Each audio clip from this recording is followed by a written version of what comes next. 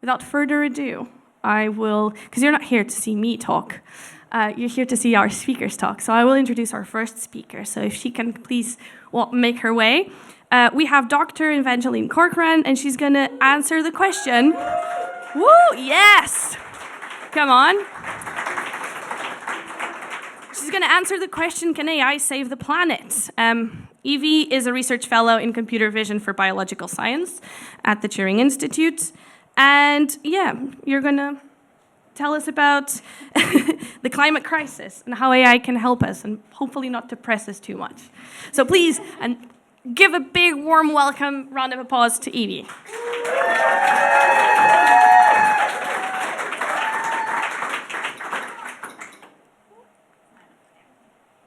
Okay, cool.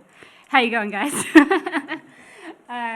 So yeah, a bit of a weighty title and subject, but hopefully I don't bum people out too much. I'm going to try and keep it light, and there's a lot of cute animals, so I don't think that'll be too hard.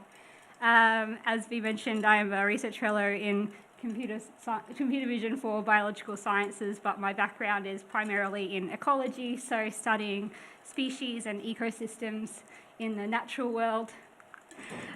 Millions of species of animals, plants, fungi, bacteria, all form ecosystems, which are these great big networks that provide many essential services to humanity, such as producing our food, breaking down our waste, storing carbon that reduces harmful greenhouse gases in the air that drive climate change, maintaining our soil fertility, protecting us from pests and diseases and environmental hazards, and even affecting the climate on a local scale. And each species plays a unique role in the network. So when we lose one, we leave the ecosystem more vulnerable to collapse. But how can we prevent this? Managing ecosystems and species is sort of an always ongoing cycle, but it generally involves these main steps. So firstly, we need to assess the risk to species and populations, which ones provide us the most essential services and which ones are most at risk, and then identify the threats to those species, which could be things like loss of habitat due to deforestation, or competition from a pest species or another species in the area, and then we put into plan interventions to mitigate these risks. But how do we tell if these plans are actually working and we're protecting the species that we want to save? That's where environmental monitoring comes in as a key, crucial element of this plan, which allows us to detect changes in populations, tell if a population is stable or increasing or decreasing. But then that begs the question, what happens if environmental monitoring isn't accurate or we can't collect information quickly enough to really assess what's going on? And I want to throw that out to the audience if any of you have an idea of what would happen there.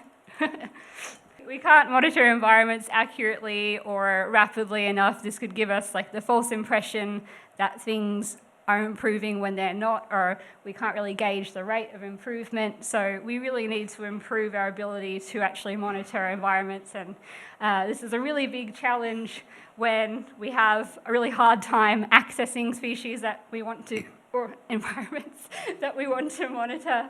A lot of species that we're worried about conserving don't live somewhere that's convenient. Unfortunately, it would be great if they all popped up in your backyard and you can be like, oh yeah, you're all doing good.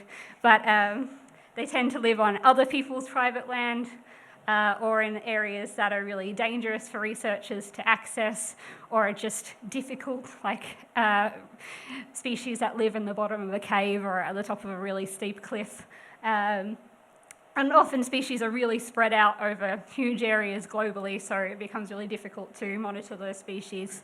There are also problems with detection errors, which basically boils down to missing what you're looking for. So say I went out to do a snake survey, but some of the snakes were hiding in their burrows that day and I didn't see them. That would be one type of detection error, or you can accidentally count the same thing twice. So if I saw the snake and then it slithered behind a rock and then it came out the other side and I thought, that's a new snake, that would be a problem as well.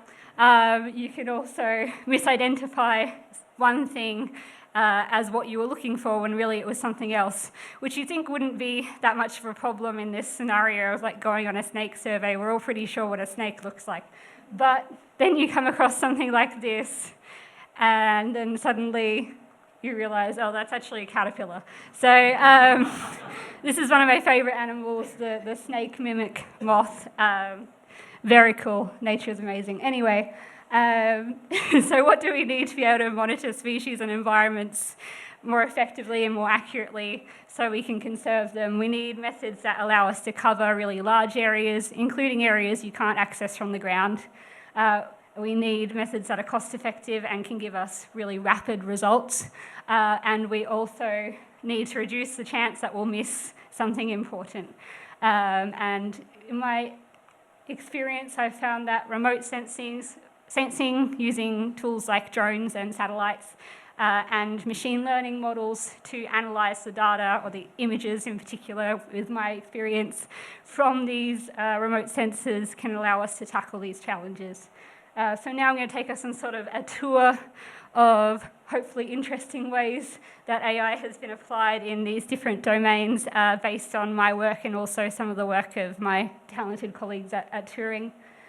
So firstly, in the agricultural space, for the last 2 years, I was working on an impact of climate change on UK agriculture project, and I was developing ways for us to measure plants in images using AI, so automated methods, which really just meant I was like a plant paparazzi. So these are my celebrity plants.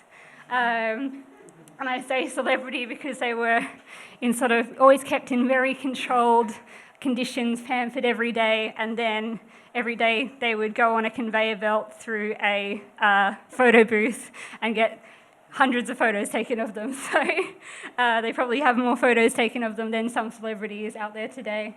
And these are the images that we took. Really crisp, beautiful images. I think you'll see from some of my other examples later. I was very excited to work with this data because of how nice it is to look at. A lot of the imagery that we get off environmental sensors tends to be quite messy. But what we were interested in with these plants really is looking at the growth over time and how the abundance and distribution of different parts of the plant, so like the flowers or the seed pods, how that changes as they grow.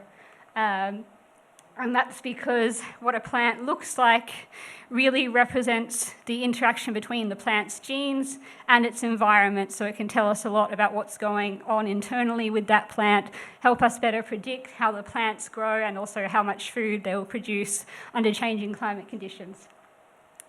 And due to the very sort of cross-disciplinary, lots of different scientific domains that we have going on at Turing, where we're all looking at data science, machine learning applications, I found a solution for some of these celebrity plant images from an unlikely source, which was this a model for finding railways and historical maps. So you can see here this method was originally developed. That's an old historical map of part of the UK there. That's then, it gets broken down into a grid, and then the pieces of that grid were classified based on whether there was railway and buildings related to railway in those grids. And here we can see that being applied to the plants. This is sort of the very pilot test case for whether we could do this. So we've classified in the bottom there with this grid method the green parts of the plant, which is in yellow. I know that's a bit counterintuitive. And then the red is the flowers. So that's one application that I've been working on.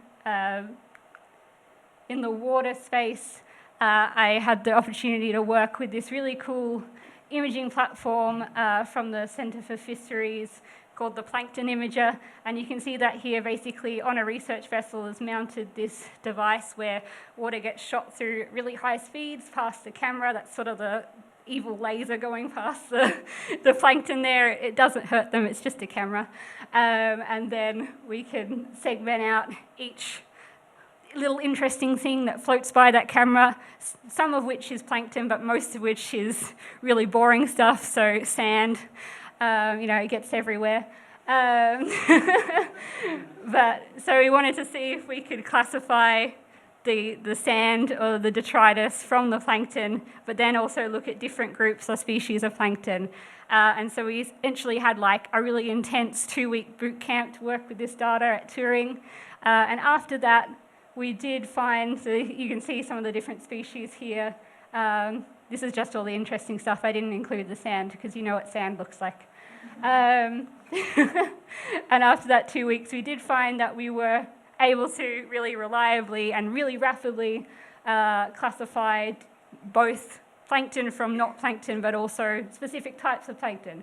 So you could show this has been deployed within 6 months after this boot camp, and this boat, the CFAS Endeavour, is now sailing around, spying on the plankton as we speak. So yeah, you can go to the Marine Vessel Traffic website yourself and type in the CFAS Endeavour and see where the ship is.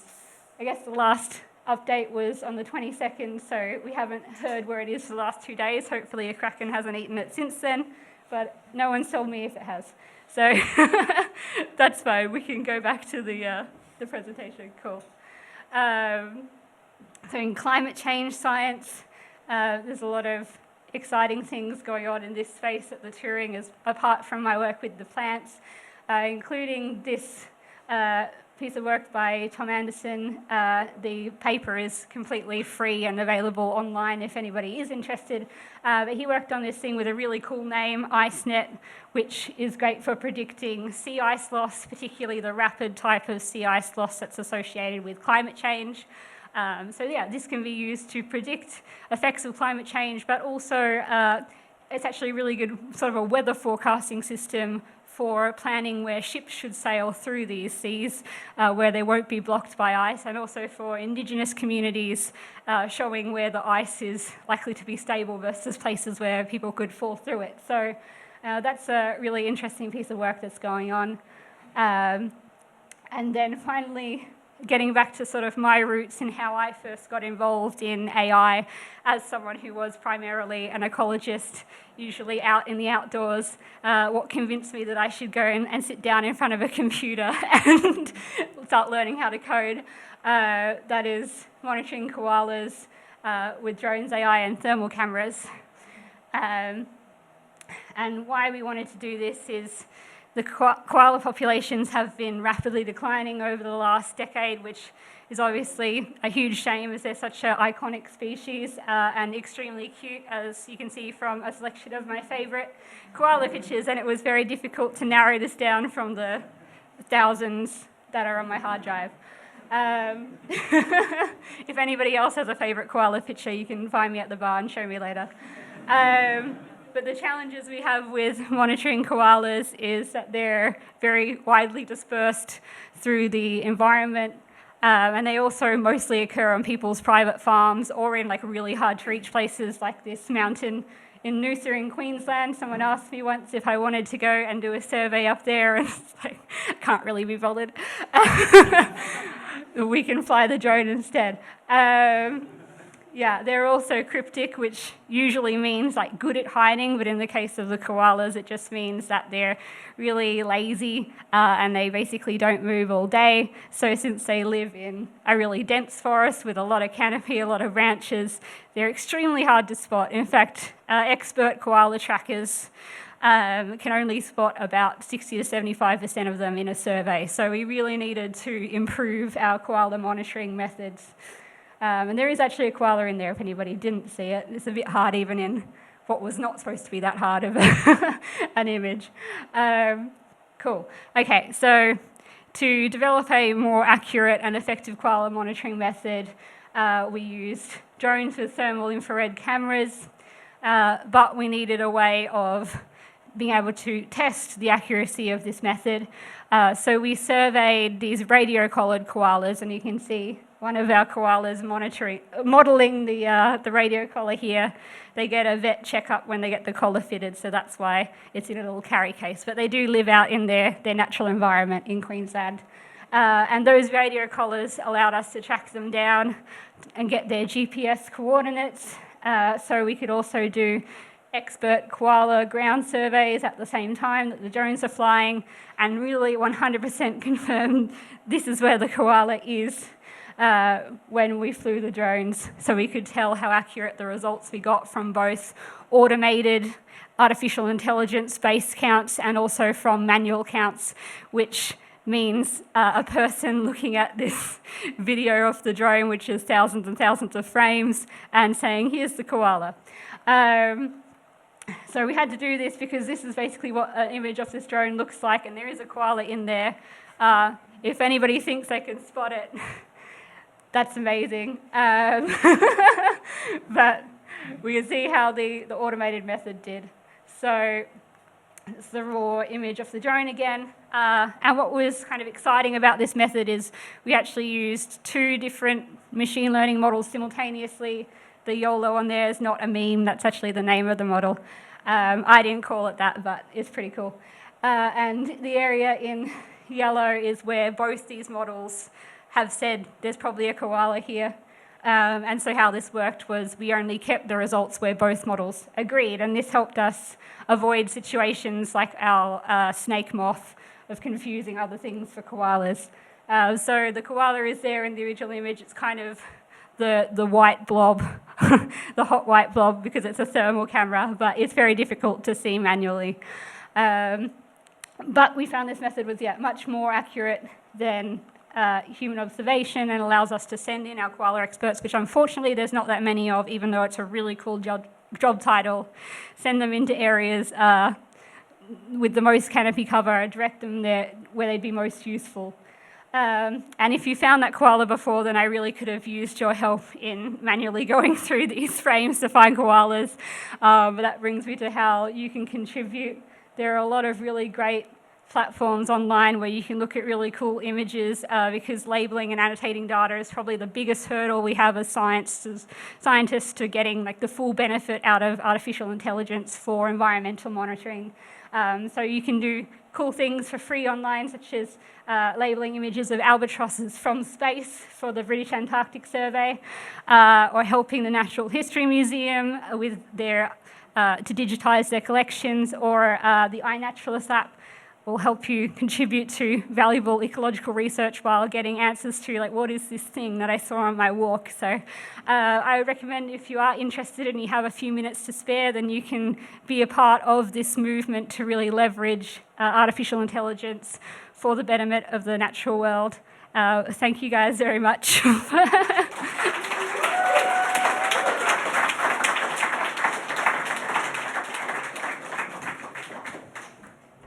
Oh, thank you very much. No, go away. There's a Q&A. Thank you so much. This is a good talk, right, guys? Yeah, thank you. You need you guys, because now we can open the floor. And if you have any questions for Evie, it might be difficult to show your favorite koala right now, because we cannot see very well from here. We can do that at the bar later. Yeah. But if you want to ask any questions, we have a few minutes, because Evie was on time and gave us a few spare minutes even, so we have more time than expected. Is there any questions right now? No pressure. Oh, there's questions, yes! Awesome. You made my job easier. I'm always happy when there's questions. So you said that AI is a lot more accurate than human observation. Do you know or have any data of just how much more accurate it is? And do you think that says anything about what we know or think we know so far? Yeah, I mean, when I said that, I meant particularly in this use case of koala surveys compared to both manually going through the footage and expert people on the ground. So, like I said, the expert koala trackers have been shown to find about 60 to 75% of the koalas. Manual image analysis was about the same, or slightly higher, I think about 75 to 80%. With the artificial intelligence methods, we were able to get between 85 and 100% per survey. So in that use case, it was really helpful. There are limitations again, so if you have extremely dense canopy cover, and I should say that this experiment was sort of the first time in the world that these methods of artificially detecting animals from drone footage was applied on something that lives in a forest.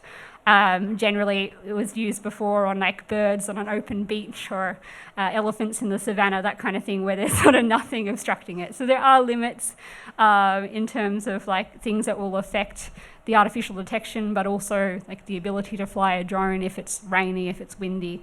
So I don't think AI is ever like the one-stop shop solution to everything, but it's a valuable thing to have in the toolkit and means that we can distribute like expert knowledge and resources, more efficiently, more targeted, so that they're dealing with like the priority cases or the tougher cases rather than having to do everything, where at the moment that we're sort of stretched too thin to enable people to really do everything in that field. Yeah. With the thermal imaging, how was the AI able to distinguish between the koala and other similar-sized animals with similar heat signatures, particularly given the forest canopy, which could therefore affect the heat that would be coming off them? Yeah, that's a really good question. So the main answer is training, but also so that's giving it a lot of images that we know were koalas, which is also using radio koalas or koalas in zoos, wildlife parks, so we could get images that we knew for sure were koalas to teach the model what that looked like. But another thing that was really to our advantage is that there aren't many animals around the same size. The closest one is sort of a possum, but a full-grown koala, so a koala that's living independently because the babies ride around on their back very cutely, as some of those photos demonstrated. Once they get big enough that they'd be on their own on the tree, they're actually quite substantially different in size to a possum. And then for animals on the ground, which could look sort of similar size because of the difference in height, the context of where they are in the image, so like a kangaroo eating grass, there's enough contextually to be able to tell that that's like on the ground versus in a tree. So those are sort of the key things that helped differentiate, but it did require a few sort of iterations of training, a lot of help from multiple volunteers to be able to teach them the model to do as well as it was doing by the end of this project. Yeah. Thank you. Are there any more questions in the audience? We still have time. Oh, wonderful. I always feel awkward when I'm just looking, so I'm glad to see arms. Please. Hi. I was just wondering, the study that you showed that was looking at the photos of different plants? Yeah. What was the information that you were trying to use the AI sort to find, and what are the practical applications of that? Mm-hmm. So what we were trying to find sort of sounds simple in theory, which is that we wanted to detect the different parts of the plant. So things like, where are the flowers, where are the leaves, where are the pods, and look at when they appeared as it grew, and how they changed over time in terms of like how big they got, where they were on the plant. And so, like I said, it sounds quite simple, but when you're dealing with like a time series of images from every day throughout the plant's life, and they each have, hundreds of flowers, it gets really, really time consuming for somebody to either to go through the images, and the traditional ways that we would measure those things are only at the end of the plant's life cycle, where you'd have to take it apart and measure everything, so like destroy the plant. So what we wanted to be able to do is start exploring more fine grain, the growth process, and how things like heat stress would affect that process, which can help us better predict how these plants will do under different climate conditions in the future. So the plants that we were looking at was oilseed plants. So we wanted to figure out under what conditions were they going to flower and then produce seeds that have a lot of oil in them, because that's what we want to get out of them as an agricultural product. So I hope that answers your question. Great. Any more questions? Oh. Well, there was a question in the front, but it was asked already. Okay, so if we don't have any more questions, please, a big round of applause to Evie. Yeah, thank you.